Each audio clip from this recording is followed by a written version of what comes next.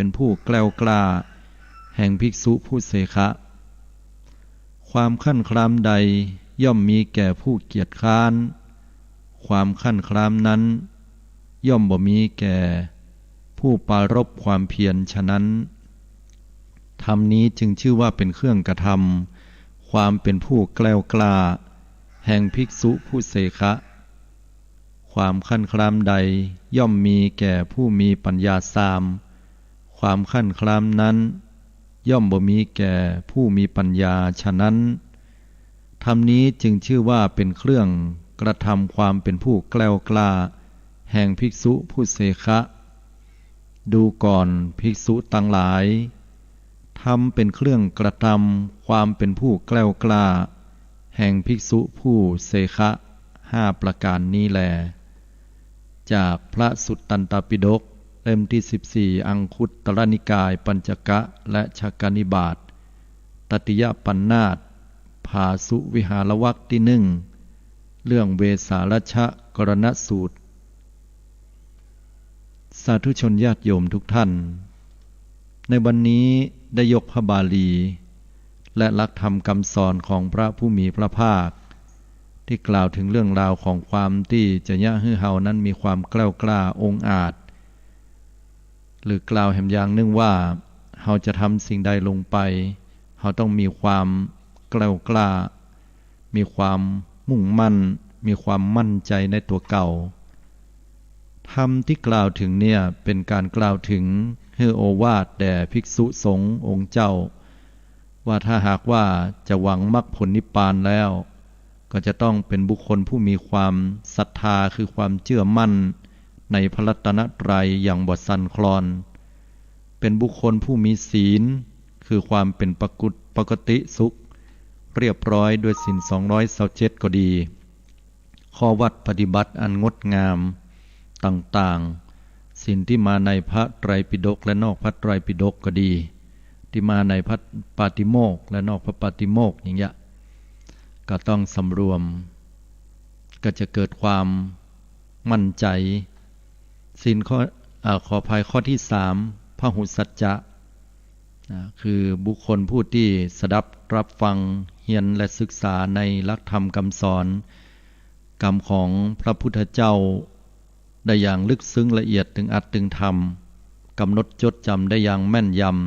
ำจำขึ้นใจท่องคล่องปาก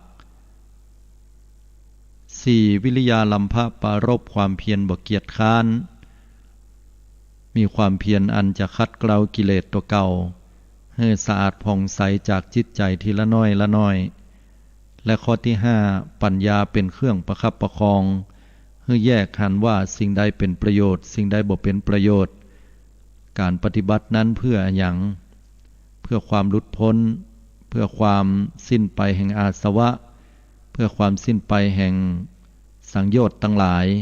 เพื่อความสิ้นไปแห่งการเวียนว่ายตายเกิดอันนี้คือหลักธรรมและเป้าหมายที่พระพุทธเจ้าทรงตรัสเวสาลชะกรณสูตรให้กับบรรดาพระภิกษุสงฆ์องค์เจ้าทั้งหลายทีนี้มาอู้ถึงในเรื่องของพี่น้องคณะศรัทธาญาติโยมสาธุชนทุกท่านเวสาลชะกรณธรรมเนี่ยเป็นตัวชี้วัดความกล้าหาญในตัวของหมู่เฮาเหมือนกันถ้าหากว่าเฮาจะยะสิ่งใดสิ่งหนึ่งหรือเฮามีหน้าที่การงานเป็นผู้นำคนก็ดีเป็นผู้นำครอบครัวก็ดีเป็นผู้นำในชุมชนนั้นๆหรือบ่เป็นผู้นำแต่เฮาก็นำชีวิตของเฮาจะต้องมีหลักธรรม5ประการที่เรียกว่าเวสาลชะกรณธรรมอันเป็นเหตุให้เฮามีความกล้าหาญแกล้วกล้าองอาจและมีความมุ่งมั่นในอันที่เฮาจะไปสู่ความสำเร็จนั้นได้เวสาลชะกรณธรรม5ประการอย่างใดข้อที่1ศรัทธาศรัทธาแปลว่าความเชื่อความเชื่อในที่นี้บ่ได้หมายถึงความเชื่อที่เชื่อเรื่องราวต่างๆหลายท่านอาจจะบอกว่าเฮาก็เชื่อเหรอเฮาเชื่อเรื่องนั้นเรื่องนี้เฮาเชื่อของเฮาว่าจะเป็นอย่างอันอย่างอี้ค ความเชื่อเหล่านี้มันเป็นความเชื่อที่เขาสามารถจะเชื่อได้ตามความเห็นความกึศหรือว่าความพึงพอใจเขาได้แต่ว่าความเชื่อของพระพุทธเจ้าในที่นี้คือความเชื่อมั่นนะเชื่อมั่นในคุณงามความดีหรือสิ่งที่เขาจะทำลงไปคือเชื่อมั่นตามหลักคำสอนพุทธเจ้านะทำดีได้ดีทำชั่วได้ชั่วตลอดจนถึงว่าถ้าเฮามีความมุ่งมั่นสิ่งใดอันดีงามแล้วบ่เบียดเบียนผู้อื่นจงตั้งความเชื่อของเฮานั้นให้เป็นหลักเสาอันแน่นหนาแล้วก็ก้าวเดินต่อไปหรือปฏิบัติตามที่เฮาได้ตั้งใจยกตัวอย่างเช่นว่าคนบางคนอยู่คนเดียวบ่มีลูกบ่มีเต้าบ่มีสามีหรือภรรยาอยู่ตยแล้วก็เกิดความหวั่นไหวว่าถ้าเฮาเป็นอย่างไปสักอย่างหนึ่งแล้วเนี่ยไผจะมาพอเฮาจะต้องตกระกำลำบากห้องหาไผก็บ่ได้กันว่าตายไปแล้วเนี่ยก็จะเน่าจะเหม็นโอบึ้งอยู่ที่นี่หากล้าอันนี้เฮายังขาดความเชื่อมั่นถ้าเฮามีความเชื่อมั่นว่าจังมันเตอะเฮาทำดีกูวันน่ะเฮามีความดีอยู่กับตัวเก่าคิดดีอู้ดีทำดีแล้วเทวดาก็ถึงรักษาต่อเมื่อตายลงไปแล้วละสังขารร่างกายไว้ที่นี่ความดีก็จะเป็นตัวทรงอยู่ให้เฮาไปสู่ภพภูมิอันดีงามฉะนั้นแล้วตัดความกลัวทั้งหมดออกไปมีความตั้งมั่นอยู่ในคุณความดีของเฮาแล้วก็อยู่ไปเฮาอยู่คนเดียวเฮาก็สบายใจหันข้อดีของเฮาว่าไอ้การอยู่คนเดียวมันก็ดีเหมือนกันนะมันบ่วุ่นวายบ่เดือดร้อนกันคนนั้นจะเอาอย่างนั้นคนนี้จะเอาอย่างนี้แต่อยู่ว่าคนที่เป็นสามีภรรยาอยู่ด้วยกันนั่นก็จะต้องได้ดูแลผอกอยฝ่ายสามีก็หวังที่จะให้ภรรยาในยามแก่เฒ่าดูแลเอาไปเอามากลายเป็นว่าฝ่ายภรรยาจะต้องอาศัยสามีดูแลเหียแตนก็บ่แน่ร่างกายสังขารบางเตื้อก็ละกันไปก่อนเวลาก็รู้สึกว้าเหวจงตัดความว้าเหวเหล่านั้นความอ้างว้างโดดเดี่ยวเหล่านั้นออกแล้วบอกกับตัวเก่าว่าเฮามาคนเดียวนะยามเกิดเฮาก็บ่ได้จับมือกันมาบ่ได้กำมือถือแขนกันออกมาจากท้องแม่ด้วยกันถ้าออกมาอย่างนั้นเปิ้นฮ้องว่าลูกแฝดและลูกแฝดก็เป็นเพียงแค่พี่น้องกันไปเหี่ยบ่ได้เป็นคู่สามีภรรยาบ่ได้เป็นคู่ฮักกันเมื่อเฮามาเองเดียวแล้วเฮาก็จะต้องอยู่เองเดียวของเฮาได้มีความเชื่อมั่นมีศรัทธาตั้งมั่นอย่างนี้ตัดความกลัวทั้งปวงออกมีจิตอันตั้งมั่นเฮาก็จะดำรงชีวิตได้อย่างผาสุกกึดข้อดีและข้อเสียถึงแม้ว่าอยู่คนเดียวอาจจะง่อมไปพ้องแต่ถ้าหากว่าเฮากึดถึงข้อดีแล้วมันก็ดีเหมือนกันบ่ต้องไปวุ่นวายไผอยู่ด้วยตัวของเฮาเองอย่างนี้เป็นต้นถ้าศรัทธาไปตกในเรื่องของการทำงานเนี่ยงานเรื่องใดก็ต้องให้มีความศรัทธาตั้งมั่นในเรื่องนั้นอันบ่เป็นเหตุเบียดเบียนผู้อื่นเป็นสมาอาชีวะการเลี้ยงชีพในทางชอบแม้ว่างานนั้นจะเป็นงานกวาดขนุนงานล้างห้องน้ำงานทำสิ่งอื่นสิ่งใดที่มันบ่มีราคาก้างวดในการจ้างนักแต่เฮาก็ภาคภูมิใจว่าสิ่งที่เฮาทำนั้นเฮาบ่ได้ไปแบมือขอภัยกินเฮามีความตั้งมั่นในอันที่เฮาจะต้องหาหิมาก้าขึ้นหวังอย่างนี้ก็ด้วยความศรัทธาที่ตั้งมั่นปักหลักลงไป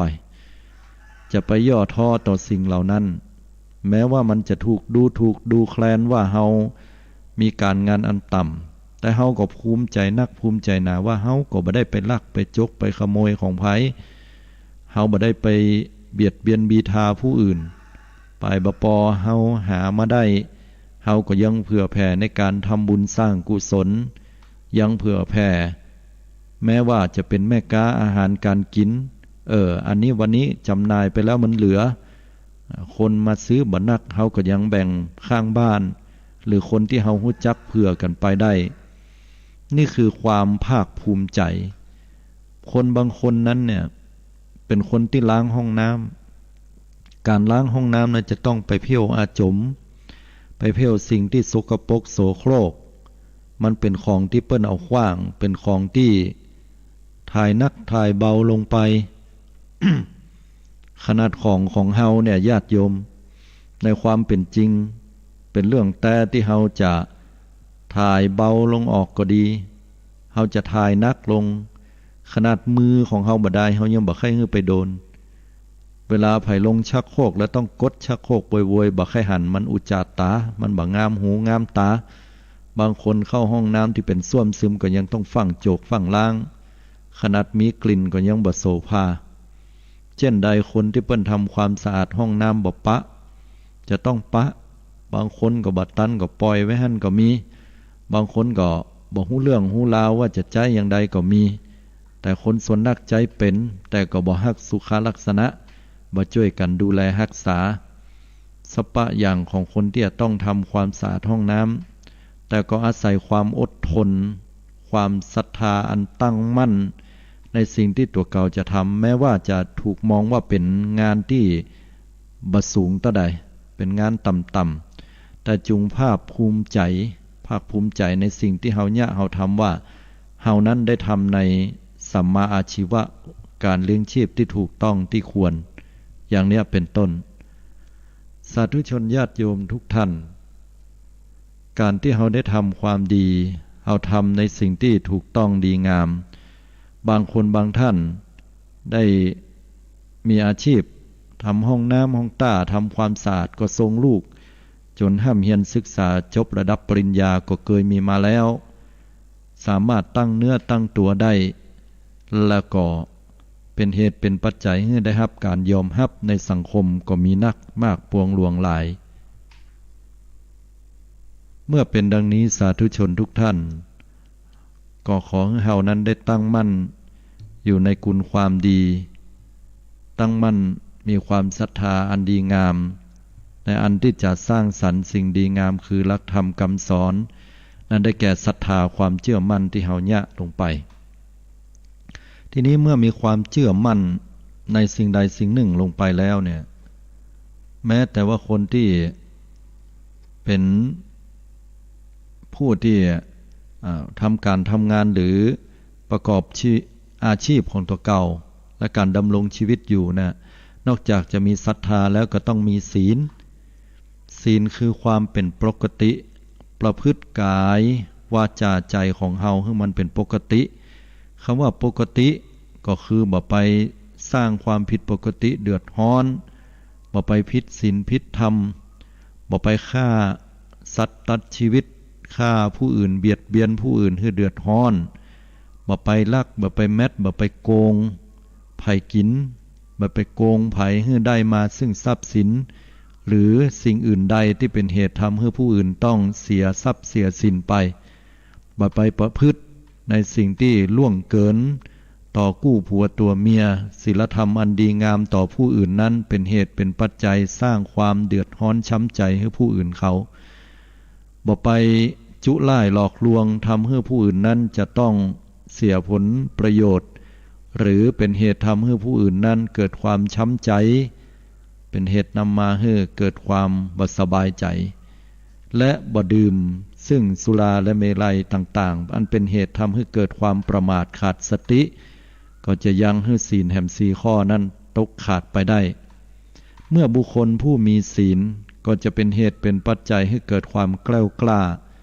ความองอาจความมั่นใจในตัวเก่าเพราะว่าศีลนี่แหละเขาจะไปที่ไหนศีลข้อที่หนึ่งก็เป็นเครื่องประกันประกันชีวิตได้บ่มีภัยจะมาบุบหูตีตาจีรันฟันแตงเฮาเพราะว่าเฮาบ่ได้ไปเบียดไปเบียนผู้อื่นแม้ว่าจะเบียดเบียนสัตว์นั้นมันอาจจะสู้มนุษย์คนเฮาบ่ได้แต่ว่าโดยธรรมชาติของมันเมื่อเฮาไปลุกลานมันก่อนมันก็เป็นเหตุเป็นปัจจัยจะต้องเข้ามาป้องกันตัวเฮาหรือว่าตัวของมันเองสาธุยกตัวอย่างง่ายๆเนี่ยอาตมาก็เคยเดินผ่านมดส้มเนี่ยนะญาติโยมมดส้มเนี่ยมันมีอาณาเขตของมันไอ้เฮาก็บ่ได้ไปเงี้ยอย่างละพอดีว่าอยู่ใกล้ต้นไม้ก็เดินไปยืนอย่างนั้นท โมสังโฆเฮเตอร์มันปากันลุมเข้ามาคบก็มันคงจะห่วงไข่ของมันเนาะห่วงตี้ของมันก็มดส้มครบเขาก็ปัดเนาะมันส้มด้วยความส้มเนี่ยมันก็แสบๆหน่อยก็เดี๋ยวก็หายก็มาคิดใจว่าก็สัตว์เนี่ยเฮาก็บ่ได้แย่หยังมันหรอกเฮ็ดใดมันถึงต้องมาทำเบียดเบียนเฮาแต่พอคิดไปคิดมามันก็ห่วงอาณาเขตของมันบ่ต่างจากเฮาที่ก็ต้องห่วงอาณาเขตของเฮาไผจะมาอย่าใดน่ะเป็นขโมยขโจรกะคนบ่ดีอย่างใดก็เข้ามาตามบ้านตามจองตามวัดตามว่าเฮาก็ยังต้องป้องกันดูแลพอกอยฉะนั้นสัตว์สิ่งหิ่งห้อยเขาก็ต้องการสิ่งเหล่านี้เหมือนกันฉะนั้นแล้วเนี่ยถ้าหากว่าบุคคลผู้ที่บ่เบียดเบียนกันก็คือบุคคลผู้ที่มีศีลก็จะเป็นเหตุเป็นปัจจัยอยู่ด้วยความผาสุกบ่ลักทรัพย์ผู้อื่นก็เป็นเหตุเป็นปัจจัยการันตีให้เฮาได้สบายใจว่าทรัพย์สินเงินทองของเฮาก็จะอยู่ดีบ่เบียดเบียนผู้อื่นด้วยธรรมแห่งกาเมก็เป็นเหตุเป็นปัจจัยรับประกันกู้ผัวตัวเมียรับประกันครอบครัวอันมีความสุขบ่ล่วงละเมิดการจุล่ายหลอกลวงก็เป็นเหตุเป็นปัจจัยสร้างความเชื่อมั่นมีวาจาสิทธิ์ต่อผู้อื่นและก็บ่ล่วงละเมิดในศีลข้อที่5ก็คือการดื่มสุราเมลัยต่างๆนั่นก็เป็นเหตุเป็นปัจจัยรับประกันสุขภาพของเขาบ่ให้เสื่อมโทรมฉะนั้นแล้วศรัทธาญาติโยมเมื่อเฮามีศีลแล้วเฮาก็ถึงมีความแกล้วกล้าไปที่ไหนก็องอาจสง่าเหล่างามบ่ต้องได้กลัวไผที่ไหนต้องใดหรือแม้แต่ทำงานเฮาก็มีความตั้งมั่นว่าเฮาบ่ได้ไปลักไปจกไผเฮามีศีลของเฮาเนี่ยเป็นเครื่องประกันอยู่เพราะว่าเฮาจะล้างห้องน้ำก็ตามกวาดขนุนก็ตามหรือว่าเนี่ยการอื่นใดก็แล้วแต่เพราะเฮาบ่ได้ไปฆ่าไผทำลายสัตว์อันใดบ่ได้ไปลักทรัพย์บ่ได้ไปประพฤติผิดในกามบ่ได้ไปจุล่ายหลอกลวงแล้วก็บ่ได้ไปดื่มสุราเมลัยหรือสิ่งมึนเมาเป็นเหตุทำให้ก่อหรือความเดือดร้อนให้กับตัวเก่าและครอบครัวได้ฉะนั้นศีลมันถึงเป็นเหตุเป็นปัจจัยให้เกิดความแกล้วกล้าข้อที่3พหุสัจจะหรือว่าพหูสูตรเป็นบุคคลผู้ที่สดับรับฟังนักก็คือว่าต้องห้ำต้องเฮียนต้องศึกษาคนเฮาเนี่ยการศึกษามันมีอยู่3อย่างเพิ่นว่าอย่างแรกการศึกษาในระบบการศึกษาในระบบก็ตั้งแต่เฮาเริ่มเฮียนกันตั้งแต่ระดับประถมศึกษาปีที่1ไปจนถึงประถมศึกษาปีที่6ออกมาแล้วก็อาจจะไปสายวิชาชีพปวสปวทอย่างก็ว่าไปหรืออาจจะมาในสายของส่วนของมัธยมที่ปีที่1ที่2ที่3ต่อไปมัธยมปีที่4ที่5ที่6เนี่ยจากนั้นก็ขึ้นอยู่ระดับอุดมศึกษาคือปริญญาแฮม4ปีหรือแล้วแต่สาขาวิชานั้นๆอันนี้คือการศึกษาในระดับในระบบด้วยกันนั่นก็มีอยู่เรียนกันจนถึงระดับปริญญาไปการศึกษาที่2ก็คือการศึกษานอกระบบอย่างการศึกษากศนเนี่ยการศึกษานอกระบบเนี่ยเปิ้นก็จะมีหลักสูตรของเปิ้นสำหรับคนที่บ่ค่อยมีเวลาเอื้อเฟื้อสำหรับบุคคลผู้ที่ต้องการปริญญาก็ดี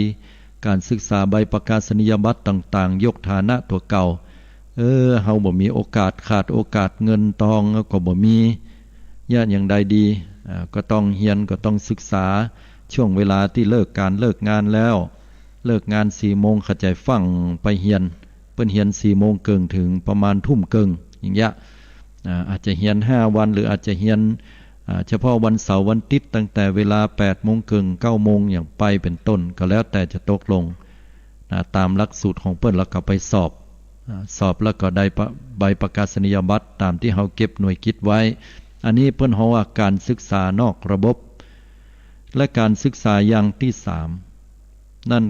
ก็ได้แก่การศึกษาตามอัธยาศัยการศึกษาตามอัธยาศัยเนี่ยมันก็คือการที่เฮาใดก็ได้ที่เฮาจะศึกษา เฮาสนใจเรื่องอะไรอย่างเฮายกตัวอย่างเฮาสนใจในเรื่องของการสารซ่าสารกระบุงสารเปียดเฮาก็ไปศึกษาไปเรียนรู้กับคนเฒ่าคนแก่เปิ้นยะอย่างใดเฮามีความสนใจเฮาก็ไปศึกษาไปขอขอเรียนกับเปิ้นถึงบ่ค้างแล้วก็เฮาได้วิชาความรู้เหล่านั้นเปิ้นเฮาว่าการศึกษาตามอัธยาศัยนั่งอยู่ที่บ้านมีกาแฟเหียแก้วนึงเปิดหนังสือพิมพ์อ่านหนังสือพิมพ์ได้ความรู้โอ้ระวังคอเซ็นเตอร์เนอะนะมันจุมาอย่างนั้นมันจุมาอย่างอี้เฮาต้องระมัดระวังถ้าหากว่ากดเข้าไปเต็กเข้าไปในมือถือก็เดียวเงินหายเกลี้ยงนะว่านะอันนี้เฮาก็ศึกษาตามอัธยาศัยเฮาได้เป็นพหุสัจจะเป็นบุคคลผู้ที่ศึกษาห้ำเฮียนด้วยตัวเก่าและศึกษาห้ำเฮียนโดยที่เฮานั้นบ่ได้มีความแหน่งหน่ายต้องหาวิชาความรู้ให้ตลอดคนบางคนเนี่ยเป็นระดับครูบาอาจารย์นักบริหารเป็นระดับถึงผู้ที่เคยใจสมองมาก่อนแล้วพอเกษียณอยู่ราชการแล้วก็กะว่าจะมาใช้ชีวิตบั้นปลายแบบง่ายๆแล้วก็ขี้เกียจขี้ค้านในการอ่านหนังสือหรือใจสมองอันเนี้ยมีโอกาสที่จะทำให้สมองฝ่อได้ง่ายเพราะเนื่องจากว่าเปิ้นเกิดใจสมองมาก่อนฉะนั้นคนที่ใจสมองมาก่อนก็บ่ควรที่จะยุดในอันที่จะศึกษาเรียนรู้หรือว่าใจสมองของเฮาให้มันเหมาะพอสมควรเนี่ยนะฝึกไว้อย่างเงี้ยบ่ให้มันเหี่ยวบ่ให้มันยบบ่ให้มันฝ่อไปการศึกษาตามอัธยาศัยเนี่ยก็รวมถึงการที่เฮาได้ศึกษาเรียนรู้หลักธรรมคำสอนของพระพุทธเจ้าตัวญาติโยมพหุสัจจะตัวเนี้ยศึกษาเรียนรู้หลักธรรมคำสอนของพุทธเจ้าอย่างใดก็ยังโยมเปิดฟังธรรมะบัดเดียวเนี้ยก็เป็นพหุสัจจะได้สดับรับฟังในหลักธรรมคำสอนของพุทธเจ้าตนนั้นมาแล้วโอ้มารับฟังตนนี้มาโอ้ได้ฟังตนนั้นมาโอ้ได้ฟังไปเถอะญาติโยมทั้งหลายฟังท่านอนาลัยก็ฟังตนนั้นตนนี้ก็ฟังหมดเลยนะโดยที่เฮาบ่ต้องไปเปรียบเทียบว่าตนนั้นอู้เก่งอู้ดีตนนี้อู้บ่เก่งแต่จงเลือกก้อนไกเอาม่อนเอาแก่นสารอันนี้เฮาบ่ต้องการเนาะอันนี้อยู่ระดับไหนระดับตาลเฮาก็ผ่านไปก่อนระดับศีลระดับสมาธิระดับปัญญาระดับความพ้นทุกข์มันมีแล้วแต่ธรรมะเนี่ยมันมีแต่ละระดับไปเฮาก็เอามาศึกษาแล้วก็ปรับใจในชีวิตของเฮาให้มันเหมาะสมเฮาก็จะบ่เกิดความขุ่นใจและการศึกษาด้วยการฟังก็เป็นสิ่งที่ดีถ้าหากว่าโยมบ่ตันโยมก็ไปพอใน YouTube ไปศึกษาพระธรรมคำสอนของพระพุทธเจ้าได้ต้องการจะฟังครูบาอาจารย์ตนใดต้องการจะฟังฆราวาสเจ้าบ้านเป็นผู้มีศีลเป็นแรงบันดาลใจยามที่เฮารู้สึกเหนื่อยยามที่เฮารู้สึกท้อแท้อิดหมดกำลังใจก็ไปฟังYouTube บุคคลผู้ที่เป็นแรงบันดาลใจมีหลายท่านหลายคนไปเปิดพอนะหรือบางเตื้อเฮาก็ต้องการธรรมะใครฟังครูบาอาจารย์ตั้งสายพระป่าก็มีเฮ้อนะจะฟังธรรมะตั้งออนไลน์ก็มีแห่งหลายจุดหลายสถานีศึกษาเรียนรู้ทีหลังได้ญาติโยมในตามอัธยาศัยของเฮาก็มีความรู้เป็นพหุสัจจะได้นะเพราะฉะนั้นแล้วเนี่ยมันบ่ใช่ปัญหาละยุคสมัยบัดเดียวที่ว่าเฮาบ่มีความรู้อันนี้อยู่ที่ตัวเฮาจะศึกษาเมื่อเฮาศึกษานักเป็นผู้คงแก่เฮียนมีความรู้นักแต่ความรู้นักนั่นเฮาก็อย่าลำพองตัวเก่าแม้ว่าเฮาจะมีความรู้นักเท่าใดก็ขอให้ท่านทั้งหลายจุงใจปรัชญาอยู่อย่างหนึ่งว่าเฮาจะเป็นบุคคลผู้เสมือนดังน้ำที่อยู่ในถ้วยเพียงหรือว่าอยู่ในแก้วเพียงกึ่งแก้วพร้อมที่จะให้คนอื่นหรือว่าพร้อมที่จะให้สิ่งอื่นเติมเข้าไปได้บุคคลผู้ที่เป็นน้ำที่เต็มแก้วแล้วเวลาเอาอย่างใส่ลงไปแล้วมันจะล้นแก้วออกมาถอกน้ำเทน้ำลงไปน้ำนั้นก็ล้นแก้วออกมาคือบ่ฮับละบ่เปิดใจที่จะฮับอันนี้ก็เป็นบุคคลผู้เรียกว่าชาล้นแก้วหรือว่าน้ำล้นแก้วไปก็บ่เป็นพหุสัจจะที่ดีได้ ข้อที่สี่วิริยาลัมภะปรารภความเพียรบ่เกียจคร้านในการในงานที่เฮาได้ได้ทำข้อตะกี้นั่นก็คือหาความรู้ถ้าเวลาเป็นเรื่องของอาชีพการงานก็หาความรู้เสริมอันไหนที่ดีเฮาก็ทำไปอันไหนที่บ่ดีก็ปรับปรุงหาสูตรหาหยังหาข้อดีหาการตลาดที่เฮาจะขายของได้อย่างนี้เป็นต้นแต่ข้อที่สี่วิริยาลัมภะปรารภความเพียรก็คือความบ่เกียจคร้านในการงานนั่นเนาะคนเฮามันมีช่วงเวลาที่ขี้ค้าน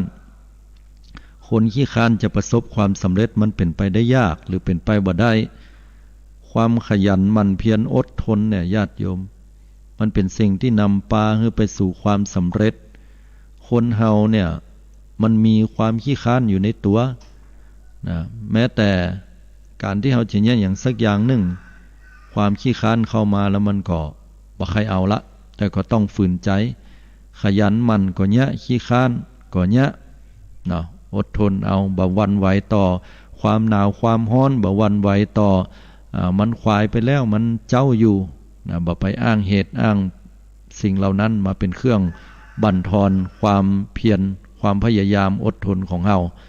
แม้ปัญหาอุปสรรคต่างๆก็ต้องมีความเพียรพยายามอดทนที่จะต้องฝ่าฟันมันไปให้ได้จนกว่าสิ่งเหล่านั้นมันจะเบาจะบางแล้วมันก็ผ่านไปเพราะทุกสิ่งมันเป็นอนิจจังคนเฮาบ่มีภัยที่จะตุกกายหรือตุกใจอยู่ตลอดมันมีช่วงเวลาของมันพอมันผ่านมาเดี๋ยวมันก็ผ่านไปยืดอกยอมรับและสู้ต่อไปบอกว่าวันนี้เฮาอาจจะบ่ร่ำบ่รวยถูกคนอื่นนั้นตำหนิติฉินนินทาแต่วันใดที่จะเป็นวันของเฮาเท่ามีความเพียรพยายามก็จะนำมาซึ่งวิริยาลัมภะการปรารภความเพียรเนี่ยจะเป็นเหตุเป็นปัจจัยให้เกิดความสำเร็จลงได้และข้อที่ห้าทำอันเป็นเหตุให้เกิดความแกล้วกล้านั่นก็คือปัญญา มันพิจารณา ขออภัยมันพิจารณาถึงสิ่งที่เฮาเนี่ยว่ามันเป็นกุลเป็นโทษเป็นประโยชน์กาบ่ใช่ประโยชน์กาเฮาการงานเวียกการงานแล้วเฮาไปเบียดเบียนไผก่อเวลาเฮาแล้วมันเบียดเบียนเปิ้นเฮาก็ยั้งเหียหรือหาวิธีอื่นใดที่มันเป็นเหตุเป็นปัจจัยบ่ให้เกิดความเดือดร้อนคนอื่นนะสาธกยกตัวอย่างง่ายๆอย่างโรงงานใหญ่อย่างเงี้ยปล่อยสารพิษขึ้นบนฟ้า คนที่อยู่ใกล้อยู่หิมก็ได้รับความเดือดร้อนพอได้รับความเดือดร้อนก็เป็นทกเป็นเทียงเป็นปากเป็นเสียงกันนะฝ่ายเจ้าของโรงงานก็บอกว่าโอ้เฮาก็บ่ได้ไปจิที่บ้านสู่โลนะเฮาจิที่บ้านเฮาเพียคนหมู่นั้นก็บอกว่าแม่นเอาจิที่บ้านตัวแต่มันปิวมาบ้านข้าได้ดมโดยข้าบ่หุมข้าเหม็นนี่นะก็ต่างฝ่ายต่างบ่ยอมกันก็ขึ้นลงขึ้นศาลในที่สุดก็เป็นเหตุแห่งความทะเลาะเบาะแว้งกันถ้าหากว่าพิจารณาด้วยปัญญาใจเปิ้นใจตัวเนาะคนเฮาก็พิจารณาอย่างอีกก็หาวิธีอื่นใดที่เฮาจะบ่ได้ปล่อยควันอย่างนั้นมันมีวิธีการก่อ1 2 3ปรึกษาผู้ฮู้คนที่เก่งนะมีความฮู้ก็จะเป็นเหตุบรรเทาเบาบางปัญหาต่างๆลงเพื่อนบ้านก็จะได้บ่เดือดร้อนอย่างนี้เป็นต้นเปิ้นฮ้องว่าปัญญาอันเป็นเครื่องพอหันคุณโทษพอหันสิ่งใดเป็นประโยชน์บ่ใช่ประโยชน์ประโยชน์ที่จะเกิดขึ้นจากการที่เฮาจะยะสิ่งนี้มันมีคุณมีโทษประโยชน์บ่ใช่ประโยชน์อันใดก็พิจารณาไปก็จะเป็นเหตุเป็นปัจจัยให้เกิดความแกล้วกล้าว่าเฮากึดดีแล้วนะเฮายึดอาชีพนี้เฮาจะยะสิ่งนี้เฮาจะทำสิ่งนี้เฮาจะนำสิ่งนี้ถ้านำสิ่งนี้คนตั้งหลายแล้วมันบ่มีโทษมีคุณอันดีเฮาก็ยะไปเตอะแม้ว่าจะมีอุปสรรคปัญหามากมายเพียงใดนักหนาปาปั้นเข้ามานักเพียงใดถ้าเฮาพิจารณาแล้วว่าสิ่งนี้เป็นสิ่งดีสิ่งเนี้ยมันเป็นสิ่งที่เกื้อกูลต่อประโยชน์ต่อคนตั้งหลายเฮาก็ยะก็ทำไปชีวิตมันบ่มีความสบายมันมีความลุ่มดอนบางเตื้อก็ปะกับสายลมอันอ่อนไหวบางเตื้อก็ปะกับแสงแดดอันแผดกล้าบางเตื้อก็ปะกับพายุอันโหมกระหน่ำมาอย่างรุนแรงบางเตื้อก็ปะกับสายฝนที่ตกมาอย่างมึนหูมึนตาบ่ขึ้น บางเตื้อกับปะกับดอกไม้สายแดดแสงแดดอ่อนๆเฮาก็ปะหมดทุกๆอย่างฉะนั้นแล้วเมื่อเฮามีปัญญาก็จะก้าวล่วงข้ามพ้นสิ่งเหล่านี้ไปได้ฉะนั้นแล้วศรัทธาญาติโยมทั้งหลาย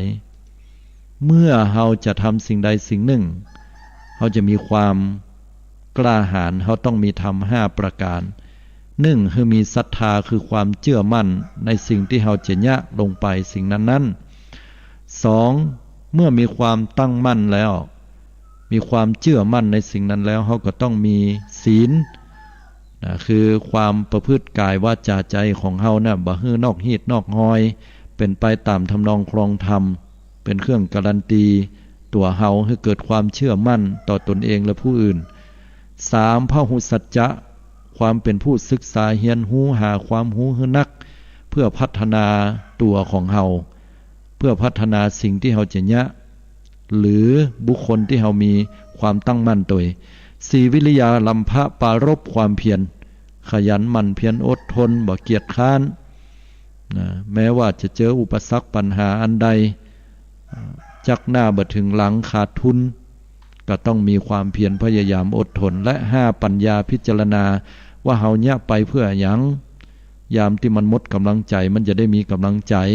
เนี่ยไปเพื่อลูกเพื่อเต้าเพื่ออนาคตที่ดีเนี่ยไปเพื่อที่เฮาจะมีเป้าหมายอย่างนั้นอย่างนี้สิ่งนี้ดีสิ่งนี้บ่ดีเฮาบ่เนี่ยอย่างเงี้ยก็พิจารณาไปอันนี้คือเอาไปใช้ตามความเป็นเจ้าโลกของเฮาคือเวสารัชกรณธรรมธรรมที่จะมีความกล้าหาญ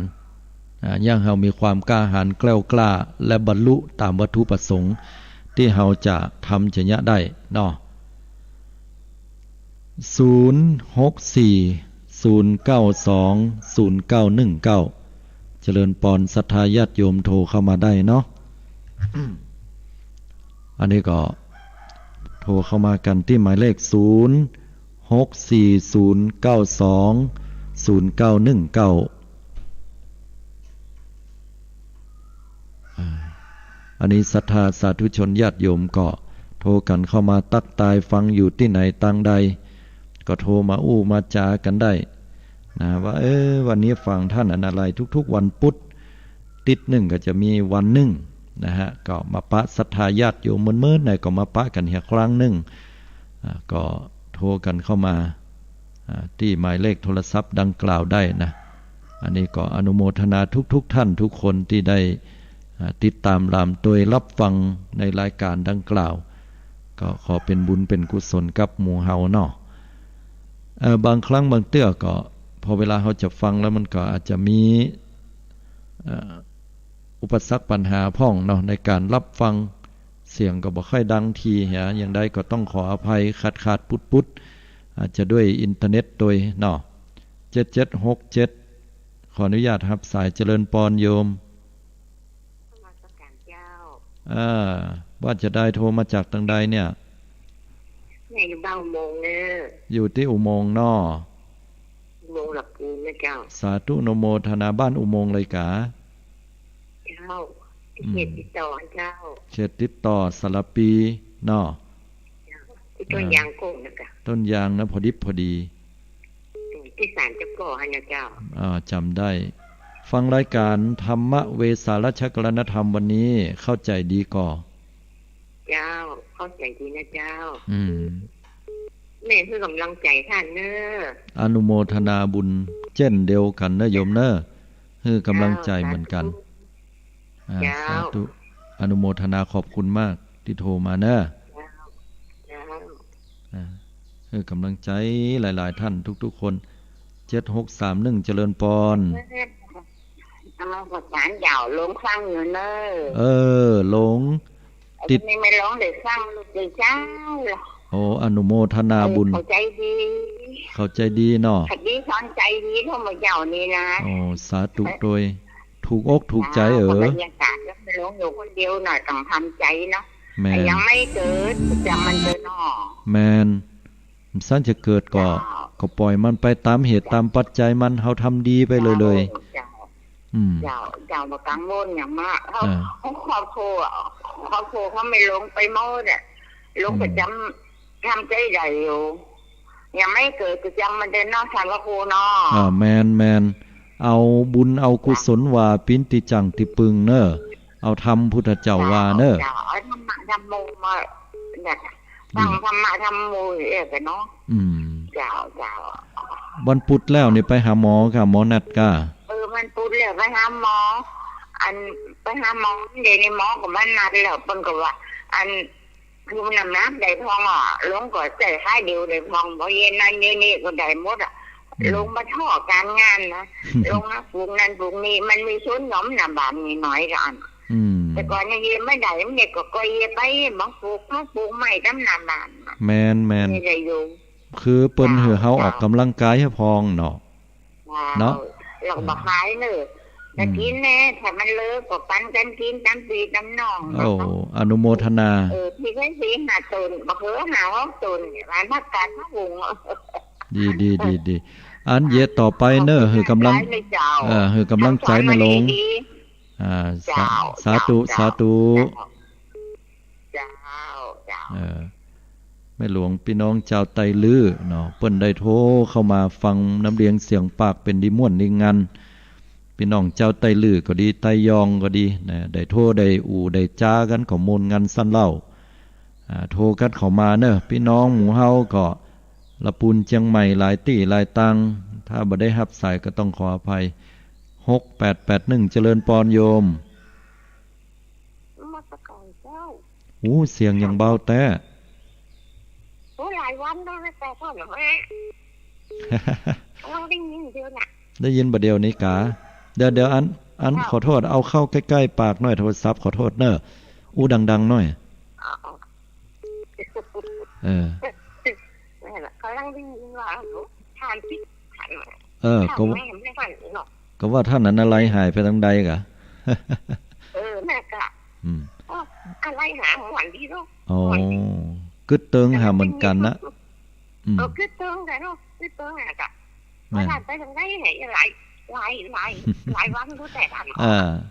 ออกมาได้ละสัก 3-4 ปุ๊ดละก่อนหน้านั้นก็ซ่อมนอกคอมพิวเตอร์มิกเซอร์มีปัญหาดีละฮับฟังต่อไปเขาก็เลยชอบใจว่าอันก็มันมาออกก็จะก็เลยบอกฟังเนาะกำลังมาเปิดฟังสาธุบุญตัวเนอร์โทรมาจากตันใดเนี่ยโยม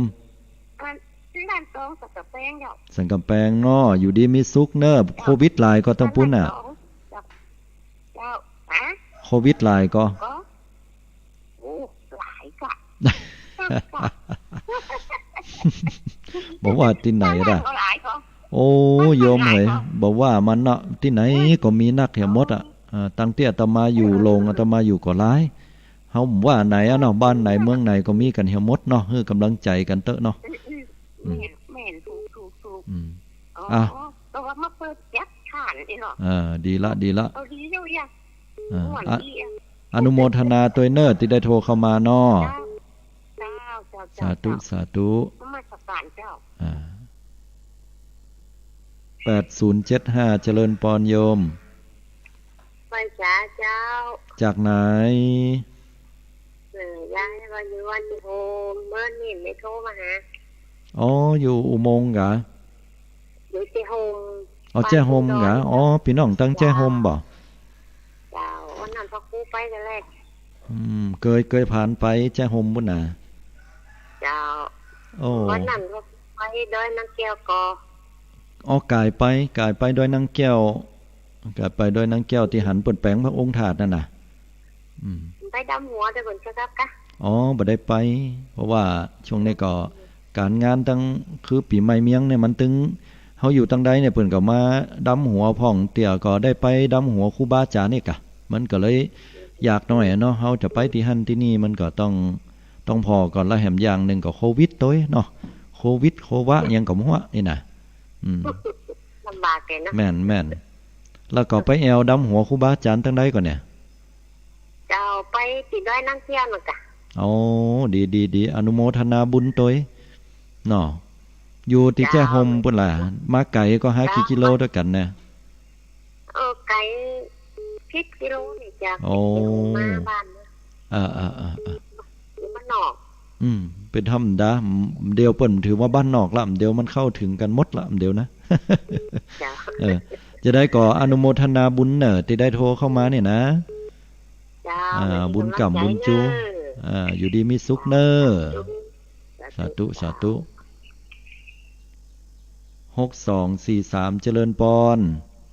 การนมัสการเจ้าแม่ฟังอยู่นะเจ้าจากไหนโพธารามเจ้าโพธารามโหมเจ้าโพธารามจังหวัดราชบุรีพุ่นกะ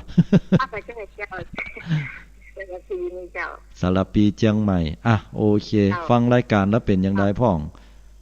มันดีเลยเจ้าประเด็นนี้คนเขาก็ถือว่าบ้านไหนก็อยู่คนเดียวหมดแล้วเนาะแม่นลูกหลานเขาบ่ค่อยได้อยู่ตัวเขาไปบรรยากาศที่อื่นได้เจ้าเอาธรรมะเป็นที่เปิ้งว่าเจ้าต้องเอาธรรมะเนี่ยเป็นที่เปิ้งนะเจ้าใช่อากาศร้อนก็โยมบัดเดียวเนี่ยร้อนขนาดเลยเจ้ามันมีฤดูร้อนและฤดูร้อนแตะร้อนว่าด่ะเจ้าก็มีร้อนแตะแล้วเจ้าอาตมาก็ว่าอันจัดรายการวิทยุเนี่ยสุมาเตอร์อันเหือเกาแห่เนี่ยไหลพึกๆเอาบัดเดียวเนี่ยเชื่อเขาอยู่ก็ได้แต่เดี๋ยวนี้อย่างของเฮียที่เขาไหลเดี๋ยวเป็นอาบน้ำกันนะเจ้าแม่นถ้าอาบน้ำก็ต้องนั้นถ้าเวลาร้อนแต่นี่ก็ต้องเอาสุมาเตอร์เปิ้นเฮือเอาน้ำหดตีนเฮียก่อนนี้เนาะหดตีนหดแข้งหดขาแล้วก็หดแขนล้างหน้าสวยหน้าหดหลังเฮียก่อนจะไปฟังอาบทีเดียวโดนหัวเพราะว่าเลือดมันขึ้นไปเวยน่ะบ้านเฮาภาษาบะเก่าเปิ้นว่ามันเสื่อมก็คือร่างกายปรับตัวบัดตันความดันโลหิตขึ้นสูงและเส้นเลือดในสมองมันจะแตกง่ายบางคนบะเก่าเพิ่นฮือล้างแข้งล้างขาเพิ่นฮือพักแห่กรรมนึงกันนี่นะไปไหนมาไกลจะได้ก็อนุโมทนาแต่เน้อที่ได้ติดตามรับฟังรายการน้อเจ้าถ้าถือว่าวันพุธท่านมาไม้นะมันเหงาไปอยู่บอกว่าคือมันอย่าได้ก็มันเหงาไปเลยค่ะถ้าบ่มาอย่าถ้าทำมาก็วันนี้ไปติดตามรับฟังกันขนาดนั้นกันกะอนุโมทนาบุญเนอะดีใจวันนั้นหมอมาไปที่ไหนเนี่ยสบายจ้ะสาธุขอบคุณอนุโมทนาแต่เนอะเอาพระธรรมเป็นที่เปิ้งเนอะโยมเนอะสาธุเจ้าหลายสายที่โทรมาบ่ได้รับจนเปิ้นปอเต็กแล้วจะเจ็บมือก็เลยบ่เคยโทรไปนะนี่นะเพราะว่ามันมีเครื่องเดียวเนาะรับก็รับได้ครั้งละเตื้อโทรเข้ามาใหม่เนาะเหลือเวลาอยู่0640920919นะ0640920919โทรมามาจาตักตายกันยามเจ้าในช่วงเวลาเย็นๆสบายช่วงเวลาที่ร้อนอ่วมหน่อยก็มีเปิ้นว่าจะมีฝนมีลมอย่างใดแต่ก็บ่ฮู้บ่เดียวนี้นะบางพื้นที่อาจจะมีฝนมีลมมีบ่เฮ็บหลวงก็ต้องระมัดระวังตัวเน้อญาติโยมทั้งหลายไปที่อื่นที่ไกลทางใดปิดหน้าต่างประตูไว้ให้ดีไปให้มันตุ้มๆตั้มๆเข้าของมันจะเสียหายบางเตื้อก็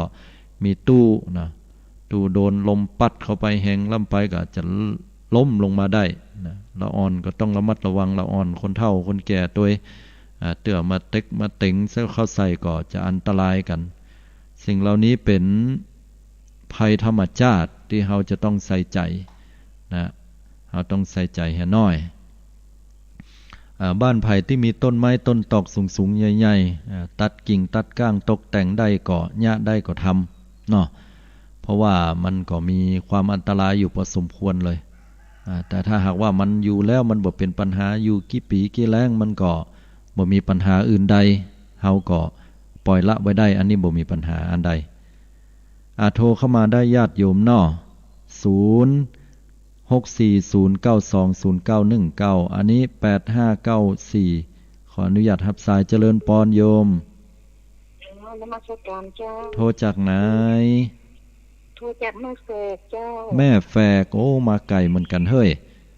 เด้อที่เป็นตอนบ้านเขาไม่ได้ไปวัดเขาก็เลยฟังเทศมาตลอดแต่ไม่ได้โทรหาตนได้เลยตนได้ก็เทศม่วนมดเจ้าดีแล้วฟังตึงมดเพิ่นเทศม่วนมดนี่ดีใจแล้วก็ฟังอาตมา อยู่เนาะปอจะจับมาเป็นเตื้อเจ้าผ่านออกช่องนั่นเตี้ยเก้าหกอย่างก็6 9ท่านจะออกกันน่ะเดี๋ยว9669นี่บ่ใช่งวดหน้านี่บ่ใช่นะเนาะบ่ได้บอกเลขเหรอนี่บ่ฮะ96หรือ69อาตมาก็บ่ได้ไปออกอาตมาก็ออกตัวเนี้ยออก 104.5 ใช่ละโยม 104.5 ท่านอยู่วัดไหนก็อยู่ละปูนโยมเจ้าอยู่มาตั้งละปูนน้องก็ลูกละปูนมาช่วยงานศพของอ้ายแฟนโอ้อยู่บ้านไหนเนี่ย3 วันกะปิกกี้นี่นะเจ้าเพราะว่าขับรถคิวละปูนไงอ๋ออนุโมทนาบุญตะเปิ้นเน้อที่ได้ไปช่วยกันเอาบุญเอากุศลเนาะงานปอยก็โยม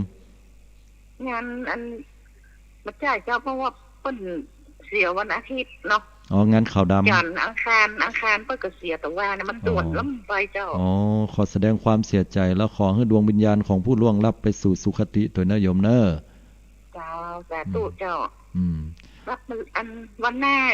ก็อันนี้หาท่านข้างนอกเพราะว่ามีเบอร์ท่านละเจ้าสาธุวันหน้าก็นี้เนาะสาธุเจริญพรเจ้าสาธุเจ้าก็ขออนุโมทนาเน้อตั้งแม่แฝกเนาะเพิ่นโทรกันเข้ามาฟังกุตนกุองค์กเทศดีหมดก็อนุโมทนาโดยเพราะว่าธรรมะนี่ต้องช่วยกันนะฮะเป็นสิ่งที่เราจะต้องทำเพื่อยังพระศาสนาให้เจริญรุ่งเรืองกัน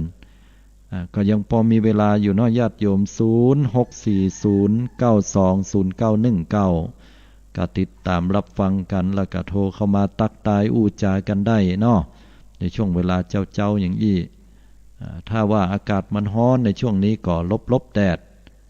ลบแดดพ่องแต่ก็บ่ได้หมายความว่าบ่โดนแดดให้เลยก็บ่ดีเนาะ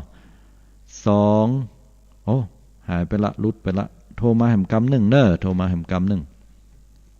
เพราะถ้าเฮาบ่โดนแดดเลยเนี่ยร่างกายของเฮากระดูกมันจะบ่แข็งแรงนะโยมกระดูกและข้อต่อบ่แข็งแรงถ้าบ่โดนแดดนี่นะอย่างน้อยวันละ15นาทีจะโดนเมื่อเจ้าเมื่อตอนเมื่อแรงเวลาไหนได้หมดนะฮะอย่างน้อยก็15นาทีหมอว่าพอจะทำให้กระดูกของเฮาแข็งแรงมันมีวิตามินดีเพิ่นว่านะทำให้ข้อต่อเฮานี่บ่เจ็บบ่ปวด2995น้อขออนุญาตรับสายเจริญปรโยมนมัสการเจ้าอาจารย์จากไหนเอ่ยบ่สร้างเจ้าบ่สร้างกลางจ้องเนาะเจ้ามันได้ฟังมันก็เป็นเหมือนม่วนแท้หรือบ่ได้ฟังน่ะมันกินรสชื่นใจเนาะมันเรียนบ่เท่าธรรมะนี่ถ้าฟังแล้วมันสบายใจโยมมันเป่งมันวะเนาะมันดีมากทำอย่างละครมาทุกอย่างสุดเสียงทุกอย่างมันลบเรียนไปหมดละใช่แต่พระพุทธธรรมพระสงฆ์อยู่ในใจนี่แหละดีละน้อมนำไปปฏิบัติเนาะมันก็เป็นสิ่งที่พุทธเจ้าว่าจะให้ผลกับบุคคลผู้ที่ปฏิบัติเองเนาะอนุโมทนาเนอะที่ได้โทรเข้ามาให้กำลังใจเนาะนมัสการเจ้าเจริญพรก็ฟังเสียงท่านก็ภูมิใจละสาธุติดตามรับฟังต่อไปนะนมัสการเจ้าสาธุอันนี้ก็พี่น้องคณะศรัทธาแต่ละตีเนาะได้โทรกันเข้ามาก็ขอได้เป็นน้ำบุญสืบสาวยาวไปนะ5913ขออนุญาตรับสายเจริญปรโยมไปจากเจ้าท่านพระครูจากที่ไหนจากปอคอยใต้เจ้าปอคอยใต้รับฟังรายการตะปุ้นชัดเจนเนาะเจ้าฟังตลอดและช่วงนี้ยายบาดสบายไงกล้าขึ้นสู่มาได้บ่ค่อยสบายเป็นอย่างจ้าเป็นเกลสมองเลือดออกในสมองก็ขอคุณของพระพุทธพระธรรมพระสงฆ์เน้อครูบาอาจารย์บุญบันได้ปกปักรักษาโยมให้ได้ปันห้อมปัญหาอยู่ดีมีสุขภาพแข็งแรงบ่อยๆนะโยมนะฟังแต่เจ้าแต่ก่อนฟังตลอดโทรหามกันน่ะเดี๋ยวนี้ฝึกมาแต่ฝึกเตียวทำไมฝึกกู้ทำไมผ่าตัดมาเนาะโยมเนาะ เจ้า อืม เอาผ่าเอาเจ้านะคะคุ้มครองเนาะแม่นนี่เนาะกระต้านน้อยใช่รักษาไปเนาะจงเอาธรรมะโยมธรรมะนี่เป็นยาวิเศษที่ดีที่สุดเลยโยมนะเพราะฉะนั้นถ้าเราเอาธรรมะแล้วเนี่ยมันเป่งว่าสว่างแจ้งจะไปเอาอย่างอื่นโยมจะไปเอาอย่างอื่นมาเป็นสรณะที่พึ่งเพื่อเอาพระพุทธพระธรรมพระสงฆ์เนี่ยเอาธรรมของพุทธเจ้าเป็นที่พึ่งแล้วเราจะพ้นจากความทุกข์ถึงปวงอนุโมทนาโยมหมดเวลาพอดีเนอะต้องขออภัยตัวเนอะสาธุอยู่ดีมีสุขเนอะก็ขอนำเอารายการปิกปอกไปก่อนเนอะญาติโยมทั้งหลายที่สุดก็ขอให้ทุกท่านได้อยู่ดีมีสุขบุญกรรมจูปูจาเจริญด้วยอายุวันนะสุขะพละทุกท่านทุกคนให้ได้ดวงตาหันธรรมถึงฝั่งมรรคผลนิพพานเทิน